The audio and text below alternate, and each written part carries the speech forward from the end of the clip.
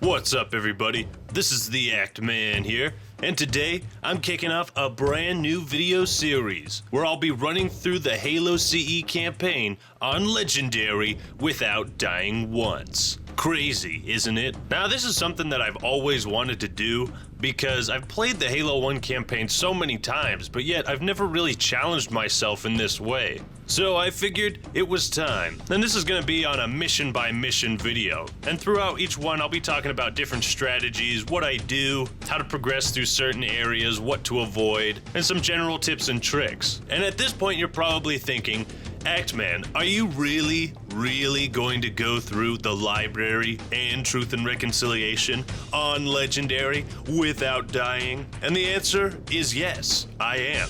And I'm not going to be doing any tricks or exploits like the assault in the control room bypass where you can skip all of the enemies, or the keys jump and keys. I'm not going to be doing any of that stuff. I'm just going to play it legit. Now, before I begin, I want to dedicate this series of videos to Nak3d Eli, a well-known Halo YouTuber and campaign speedrunner that unfortunately no longer uploads videos. And I gotta say, I felt inspired by his content to go through and really challenge myself with this campaign. So with that being said, let's start with the first mission, the Pillar of Autumn.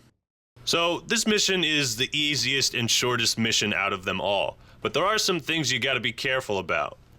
Right, this beginning area is pretty self-explanatory. It's a tutorial area meant to teach you about things. You know, you watch this guy die in the very beginning. See you later, dude. And basically, you know, you just keep running, you avoid enemy fire. You really can't die at this part on any difficulty unless you really suck. So, not really much to say about it in terms of, you know, how to go through this because it's pretty self-explanatory, but I always thought it served as a really unique, cool way to start the game. Like, you're running through and you see all these Marines that are dying, blood everywhere. You're getting invaded by Covenant, dude. It was a great opening. Alright, so that was pretty easy. I don't think I took a single shot. Then we're gonna get the pistol and we're gonna go through. Gonna skip this cutscene. Now, to make sure that this is Legendary no deaths, you'll see a timer in the bottom right. Now, of course, I could always try to edit out my deaths if I'm really gay in post-production, but if I do that, it's gonna be damn near impossible to fool that timer or to make that timer look the same. So, basically, if you see the timer skip or there's like a weird edit, then you'll know I've changed things, but that won't happen, because this is gonna be legit. Alright, just gonna take out these two elites. Pretty easy. Now, at this point could be kind of difficult, but you want to be able to keep your Marines alive so they can draw the fire away from you. Toss some grenades in there just to take out the enemies. You want to take out the grunts first. They're usually the easiest. Now, when I used to play this game when I was a kid, I used to think like the Marines were just useless, but they're actually really good at drawing enemy fire, and that's honestly what they're best at on Legendary. You see, otherwise I would have had to take on those two blue elites at the same time. So, pretty easy first encounter. Awesome. Now we're gonna look around. Usually there's a grunt that goes right to that little barricade right there, but he wasn't there that time. Now, things you gotta look out for in this mission and in every single other mission is the chain explosions. Because if you're doing... Oh, shit. I think I pressed the wrong button. Chain explosions, right? So if you're doing this no deaths, what can really catch you off guard and kill you almost instantly are chain explosions. You know, when there's grenades sitting on the floor, you throw a grenade and then it blows up. You know, if you're too close to that, you will get killed. So that's a big thing. You'll see me as I do these videos that whenever I throw a grenade, I usually run away from it, like far away from it, so as not to be anywhere close to a chain explosion. Alright, this area now. For some reason, this elite was facing the other way, so that made it pretty easy. Grab the overshield. Yeah, now we're looking pretty good. I always go to the right on this area. I just think it's a very good flanking route. But I always thought it was cool that they had, you know, these beginning areas. They were always crafted so well. And, oh shit, there's 3 elites there. God, I love the blood in this game. If you're wondering why I'm playing classic graphics, it's because of the blood and just how fucking good it looks. It's so classic. Now just gonna mop these guys up. Also, the assault rifle it's my favorite weapon out of all the Halo games. The Halo 1 assault rifle. You just blast the fuck out of everything. And nothing can stop you, except for the Flood. You'll need a shotgun for those guys. So now we're just going through, just basically mopping them up. Moving on to the next area. Now, because this isn't a speed run, I'm in no particular hurry, so I'm gonna take things at my own pace, right? Otherwise, I'd just be running through everything, which I don't find too fun, honestly. From a speed running perspective, yeah, it's cool to get the fastest time. See, I got a nice stick there.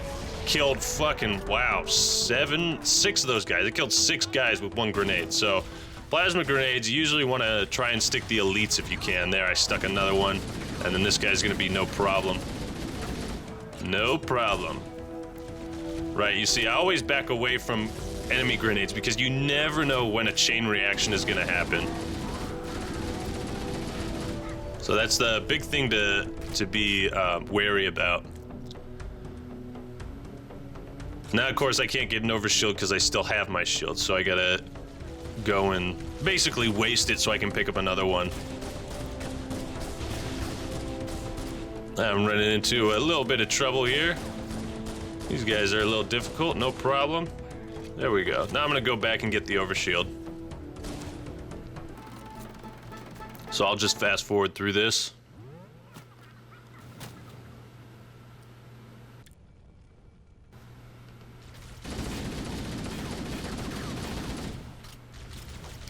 Now, I got into this area and I didn't realize that second elite was there, but I actually had a really good nade that bounced off the wall and stuck to him, so that was pretty awesome. Boom!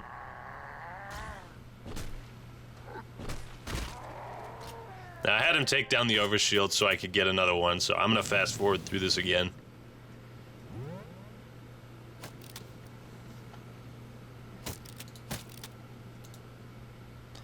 Alright, this next area is pretty difficult. It's probably the hardest part of the level when you got all these elites and grunts up top and they're firing down on you, so they have the high ground, and there's also new enemies coming in through the airlocks, so it can be for a pretty difficult scenario, right? And you know, because I'm not rushing through this level, there's no reason to just barrel and run upstairs, right? So I'm just taking my time, taking these guys out. The grunts, usually if you take them out first, it makes it easier on you and your Marines, so you can focus fire. But there really are a lot of elites at this part. I never noticed before just how many there were. Jesus, I think there's got to be like 4 or 5. But yeah, so Sergeant Johnson just did a really good job of taking that enemy fire for me. Thanks a lot, buddy. We'll see you in the next level. All right, so my overshield's down, so I mean, you know, it just saved me some time instead of having to always wait for my shields to recharge. I was able to just kind of go in and out of combat, you know, without losing any health. You always want to stay up to date or stocked on plasma grenades when you can, because they're really useful. I mean, you stick one guy, it usually leads to the deaths of more, or it drains the shields of the other elites around him, right? The plasma grenades in this game have an EMP effect, which means that if you're in any range of the radius of the grenade, your shields and the elite shields will go down, period. You'll notice there's never a point where, you know, an elite gets hurt by a plasma grenade and they still have their shields up. That never happens in Halo 1 because the plasma grenades have an EMP effect. Now, it would have been cool if I was able to go through this level without any health damage, but I'm not that good. Maybe I could do it. Alright, so this part's a little bit difficult. You got, oh, there you go. See, chain reaction, right? It's really good offensively when you take out guys, but it can really screw you over if you're out of position. Now, I usually have a pretty good sense of how low the enemy's shields are because I've played this game a lot. So I know when to be offensive and when to be defensive. Might as well get the health pack because I'm not going to be able to get it again. And just watch the nice scenery, you know. Halo was really good at these sort of moments where, like, it doesn't take action away from you. Like, it doesn't force you to look at that every single time you go through the mission, right? You can choose to look at that or just run past it, which is great. You know, some of the newer Halo games like 4 and 5, they have these quick time events that you can't skip. You know, it's fine seeing them the first time, but every time after that, it's just like, just let me play the game, you know? And so that's what I always appreciated about Halo 1 and Halo 2. Because they had those moments where there was cinematic stuff going on, and you could watch it, but the game didn't force you to watch it. Alright, so I usually stick or throw a grenade at these guys over here. You can usually get some pretty easy kills that way. And I'm going to do the same here. Oh, no, I'm not. I'm going to move on. Alright. Another cool thing is that, you know, even in this very linear mission, there's still all these different ways to move around, right? You could go through those two doors, just barrel right into the enemies, or you can flank them in a more safe, easy route. Now, at this point, I, you know, have my shields down, so of course gotta take cover. But what's nice is that a lot of times the enemies don't pursue you into these certain areas. So a very effective strategy when you're getting cornered by enemies or when you're getting your ass kicked is just to backtrack to where you were, because most of the time enemies won't leave their area or go super far into another area. Oh man, I managed to stick that guy. I didn't even think that I got the stick, but that must have been pretty good. Just gonna mop this guy up. Oh, there's one more. Yeah, blue elites are no problem on their own. I mean, they can still take you down if you're not careful, but for the most part, they really are easy to take out. So that's good. Again, here's another cinematic part of the mission where it looks like they wanted to catch you napping. And you got 3 elites down there that, you know, were trying to catch you napping. It's really cool. And me and my brother used to tell our friends, like, oh, if you wait long enough in that room, those 3 elites will catch up to you.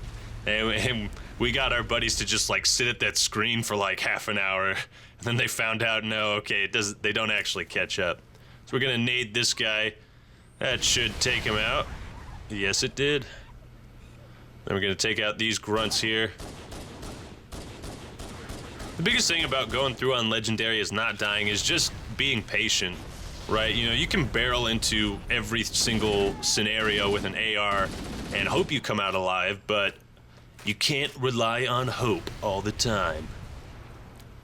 So oftentimes I'll stay at a range to make sure that I have opportunities to take him out without taking damage, and or retreat and backtrack if I need to. Now you have to wonder what those grunts were doing in there. Alright, so we're coming up on the end of the mission with some badass music. Explosions, boom! Got Marines at this part, they're getting their asses kicked. I'm throwing nades. Now that grunt threw a nade, and then I fucking almost died at that part from the chain explosion, right? Because that elite that I killed had dropped plasma grenades, right? So when the grunt threw it, it set off a chain reaction, and it's very, very big in Halo 1. The explosion radius is ridiculous, so that's why you always got to be careful, and when grenades go out, you know, it's always safe to just backtrack to where you were.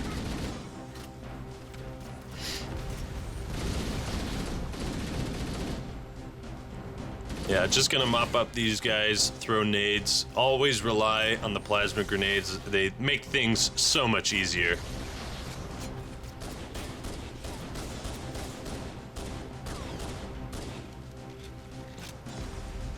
Now, see, if I barreled in there, it'd be pretty risky. So you gotta, oh, there we go, a nice stick. Got them both. And then a chain reaction. You know, so it's pretty risky to just barrel into areas, and it's safer to take them out from a distance on Legendary, especially if you don't want to die. Now, one thing that's always been missing from the newer games is that chain explosion, right? I mean, just look at all the blood that was in those rooms that we just passed by, you know? Watch, this is probably gonna be a huge chain explosion of some kind. Oh, there we go. Right, just mopped them up, and, you know, that's it. That's really all there is to it. You just play it safe, you go through, you know, and you should be fine. So, Pillar of Autumn, piece of cake, no deaths. I think I did it in about 15 minutes, which might be the part time, but oh well. So, check back tomorrow, and we'll have Halo. The level Halo. done on Legendary without any deaths. Thanks for watching. Hope you all enjoyed the video. Leave your thoughts, comments, and opinions down below. Alright everyone, thanks for watching. That's all I got for today. This is the Act Man signing out. Peace!